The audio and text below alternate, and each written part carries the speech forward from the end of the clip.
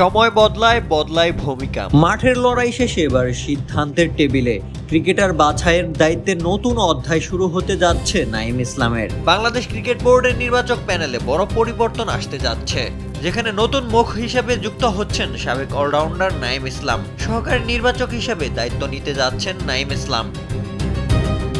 তবে চমকপ্রদ বিষয় হলো এখনো আনুষ্ঠানিকভাবে সব ধরনের ক্রিকেট থেকে অবসর নেননি এই ক্রিকেটার। বিশেষ গণমাধ্যমের সূত্রে জানা গেছে, এই গুরুত্বপূর্ণ দায়িত্ব গ্রহণের আগে খুব শিগগিরই পেশাদার ক্রিকেটকে বিদায় জানাবেন তিনি। অন্যদিকে জাতীয় দলের নতুন প্রধান নির্বাচক হিসেবে দায়িত্ব নিতে যাচ্ছেন সাবেক অধিনায়ক হাবিবুল বাশার সুমন। ইতিমধ্যেই প্রধান ও সহকারী নির্বাচক নিয়োগের প্রক্রিয়া সম্পন্ন হয়েছে, এখন বাকি শুধু আনুষ্ঠানিক ঘোষণা। এদিকে পাকিস্তান সিরিজ শেষে বিদায় নিয়েছেন বর্তমান প্রধান নির্বাচক গাজী আশরাফ হোসেন লিপু। যদিও তার মেয়াদের সময় বাকি ছিল আরো কিছুদিন, তবুও মিরপুরের ক্রিকেটার ও কোচিং স্টাফদের কাছ থেকে আগেই হাসি মুখে বিদায় নেন তিনি।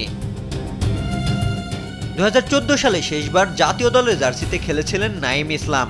এরপর আন্তর্জাতিক ক্রিকেটে আর না দেখা গেলেও ঘরোয়া ক্রিকেটে নিয়মিত পারফর্ম করে গেছেন তিনি। এনসিএল, বিসিএল সহ বিভিন্ন টুর্নামেন্টে ছিলেন পরিচিত মুখ।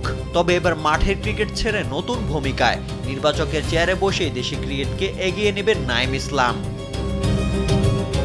রৌশন মনির, কালবেলা।